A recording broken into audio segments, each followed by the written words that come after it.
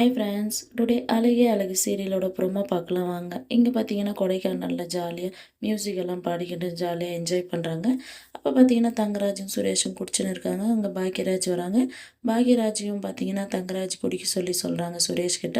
அவரும் பார்த்தீங்கன்னா குடிக்கிறாங்க. அப்போ தங்கராஜ் பார்த்தீங்கன்னா என் தங்கச்சியை சாக வச்சுட்டு நீ நிம்மதியாக இருக்க, உன் தங்கச்சியை நான் எவ்வளோ ஒரு சந்தோஷமாக வச்சுருக்கேன் தெரியுமா அப்படின்ற மாதிரி கேட்குறாங்க. அதுக்கு பாக்யராஜ் பார்த்தீங்கன்னா சாப்பாடும் ட்ரெஸ்ஸும் மட்டும் என் தங்கச்சியை சந்தோஷமாக வச்சுக்காது, நீ அன்றைக்கி எல்லாரும் முன்னாடி எப்படி அடித்த அப்படின்ற மாதிரி சொல்கிறாங்க. உடனே பார்த்தீங்கன்னா தங்கராஜ் எந்த ரூமுக்கு போயிடுறாங்க ரேவதியை கூப்பிட்டுக்குன்னு. ரேவதியை நான் உன்னை சந்தோஷமாக வச்சுக்கலையா உங்கள் அண்ணன் அப்படின்னு சொல்கிறான் அப்படின்றாங்க. சரி விடுங்க அதெல்லாம் ஒன்றும் இல்லை அப்படின்ற மாதிரி சொல்கிறாங்க. அப்புறம் பார்த்தீங்கன்னா தூங்கி எழுந்த தங்கராஜ் நீ மதி மலரெல்லாம் என்ன பேசினு இருந்தீங்க, ராகவி எங்கேயும் விட்டு வந்திருக்கோன்னு பேசினீங்க, எங்கே விட்டு வந்துக்கிறீங்க அப்படின்றாங்க. இல்லை அப்பா அம்மா கிட்ட தான் இருக்காங்க அப்படின்றாங்க. இல்லையா அத்தை மாமா பார்த்துக்க முடியாதுன்னு சொன்னாங்க, நீ அங்கே இருக்கன்னு சொல்கிற அப்படின்ற மாதிரி சொல்கிறாங்க. அப்புறம் பார்த்தீங்கன்னா கொடைக்கானல் ட்ரிப்பெல்லாம் முடிச்சுட்டு கிளம்புறாங்க. சுரேஷ் வண்டி பார்த்தீங்கன்னா மலரும் அவங்க அம்மா வீட்டுக்கு போகுது ராகவியை கூப்பிட்டுக்க. அங்கே பார்த்தீங்கன்னா திடீர்னு தங்கராஜ் வராங்க.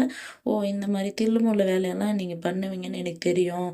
நான் என் ஃபோன் வந்து சுரேஷ் கிட்ட இருந்துச்சு, அதனால தான் நான் சுரேஷ் வண்டியை ஃபாலோ பண்ணி வந்தேன்.